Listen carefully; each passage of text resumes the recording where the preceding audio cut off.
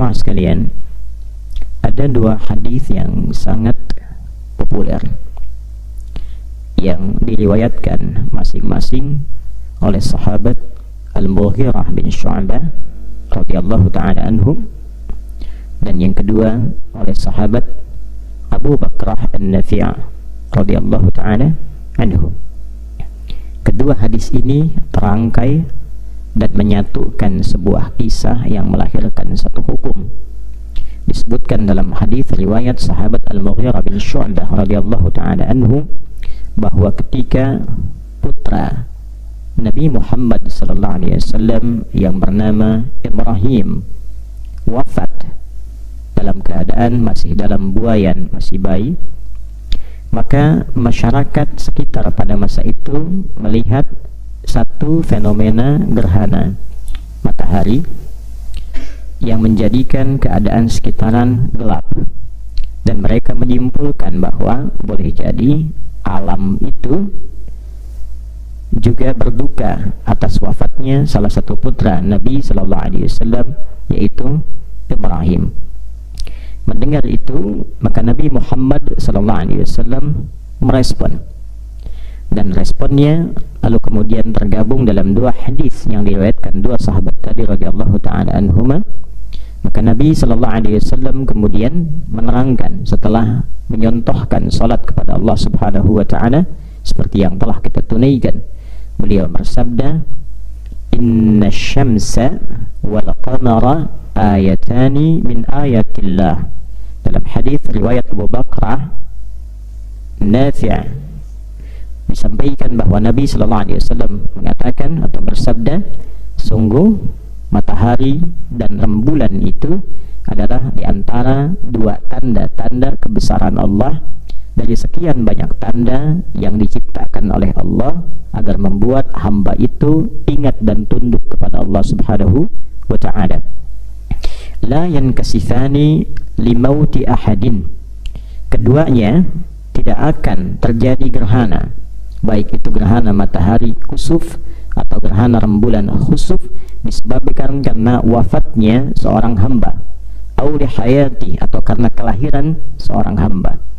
Lalu Nabi mengingatkan, dalam kondisi gerhana ini sejatinya seorang hamba hendaknya berpikir bahwa satu saat boleh jadi ia merasa dan mengalami kegelapan yang real, yang nyata, berbeda dengan gelap yang ia alami sementara saat di dunia dalam kondisi gerhana.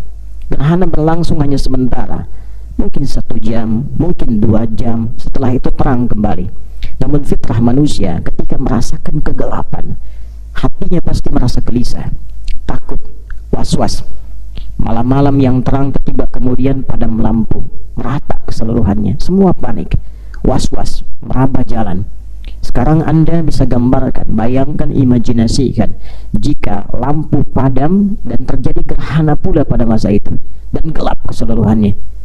Maka fitrah manusia kecenderungan mengantarkan ia pada perasaan panik, gelisah, takut, khawatir.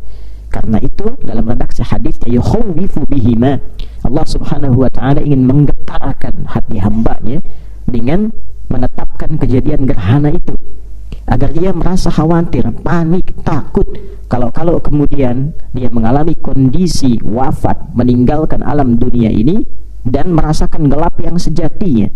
Boleh jadi ketika bekalnya tidak cukup, alam kuburnya alih-alih terang ternyata gelap. Ternyata gelapnya itu berlangsung terus sampai kehidupan berakhir, sampai kembali kepada Allah Subhanahu wa ta'ala. Ternyata bukan hanya gelap di alam kubur, tapi juga gelap ketika kembali kepada Allah karena tidak memiliki amal. Karena itulah sejatinya ketika datang gerhana, Allah mengingatkan kita, hei, selama ini apa yang kau lakukan dalam hidup? Bagaimana perjalanan hidupmu? Mengertikah engkau tentang siapa engkau? Di mana sekarang kau berada? Apa yang harus kau lakukan? Kemana engkau akan pulang?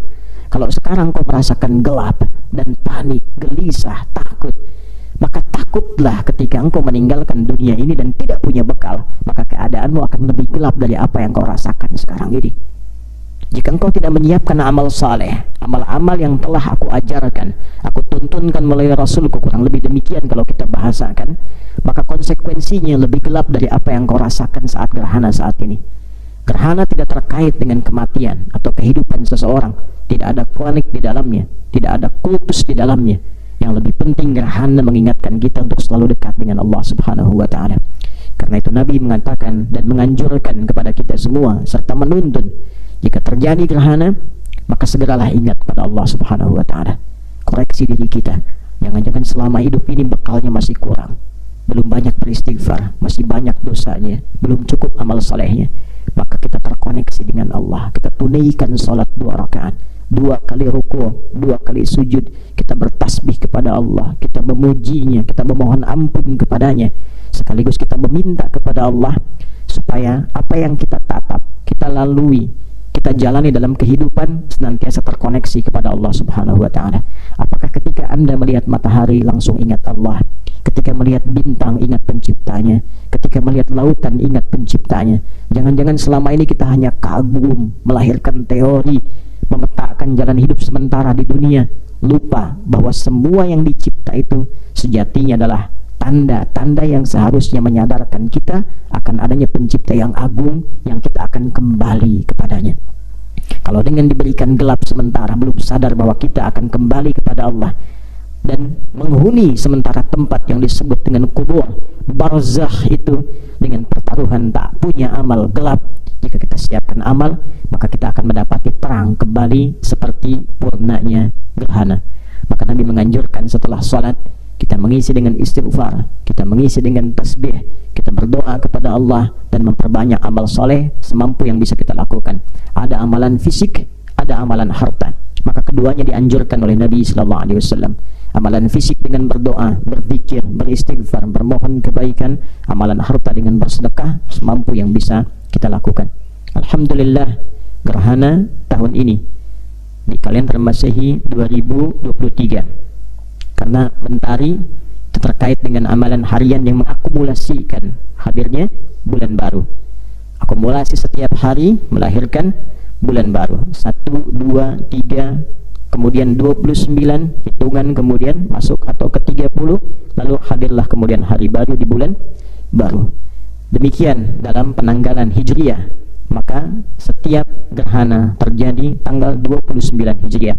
Dan gerhana tidak terjadi kecuali dalam kondisi matahari, bumi, dan bulan berada dalam satu garis. Dalam bahasa Arab disebut dengan ijtima', dalam bahasa kekinian disebut dengan konjungsi. Maka bila terjadi tanggal 29 Hijriyah, konjungsi itu, ijtima' itu dalam bentuk gerhana, ini secara hisab menunjukkan bahwa terjadi fase akhir bulan yang akan mengantarkan kepada hari baru di bulan baru. Alhamdulillah, secara pendekatan astronomis, baik tadi keterangan BMKG, Badan Meteorologi dan Geofisika, atau juga analisis-analisis pendekatan astronomi, hisab, falak, yang bahkan kita lakukan sekarang, gerhana hybrid saat ini, baik itu keseluruhan, baik itu yang cincin atau sebagian, itu merata dan tersebar, diberikan tandanya oleh Allah di wilayah Indonesia ini. Dan kita menunaikan sholat saat ini serta khutbah saat ini, kita bersyukur diberikan kesempatan untuk beribadah kepada Allah sekaligus mengetahui tanda akhir waktu dari bulan ini, yaitu 29 Ramadan, yang boleh jadi saat maghrib nanti secara perhitungan hisab astronomis dan tanda tadi telah masuk kepada hari baru di bulan baru. Namun demikian, yang menggunakan metodologi ru'yat untuk memastikan melihat hilal juga tentunya ada kesempatan dan diperkenankan untuk melihat di akhir-akhir sore nanti menjelang maghrib di hari ini tepat tanggal 29. Jadi yang akan menggunakan hisab dengan tanda-tanda gerhana ini dan hitungan yang telah ada akan menunaikan Idul Fitrinya, 1 Syawalnya esok hari Jumat 21 April 2023 bertepatan dengan 1 Syawal 1444 Hijriah. Sedangkan yang menggunakan ru'yat tentu belum bisa disampaikan kecuali setelah melakukan ru'yat itu sendiri. Semoga Allah Subhanahu wa Ta'ala menanamkan kepada kita kuat keinginan untuk beramal saleh, kemampuan untuk berdoa, berzikir kepada Allah, dan hati yang bersih untuk menilai segala sesuatu dengan kebaikan, dengan rahmat Allah. Maka khatib menganjurkan perbanyak amal saleh, perbanyak zikir, Dan terkait dengan penunaian Idul Fitri, kita bergembira bersama, saling menghormati, saling menyayangi, dan saling memuliakan satu dengan yang lainnya. Barakallahu li wa lakum fil Qur'anil azim wa nafa'ani wa iyyakum bima fihi minal ayati wa dzikril hakim wa taqabbala minni wa minkum tilawatahu innahu huwas samiul alim. Allahumma rabbana taqabbal minna innaka antas samiul alim wa tub 'alaina innaka antat tawwabur rahim. Allahumma ja'alna minadh dhakirin al-mu'minin al-muslimin as-salihin waj'alna a'immatal muttaqin fi asrina hadha ya arhamar rahimin. Allahumma taqabbal minna salawatina wa qiyamana wa ruku'ana wa sujudana wa tammim taqsirana ya Allah ya arhamar rahimin.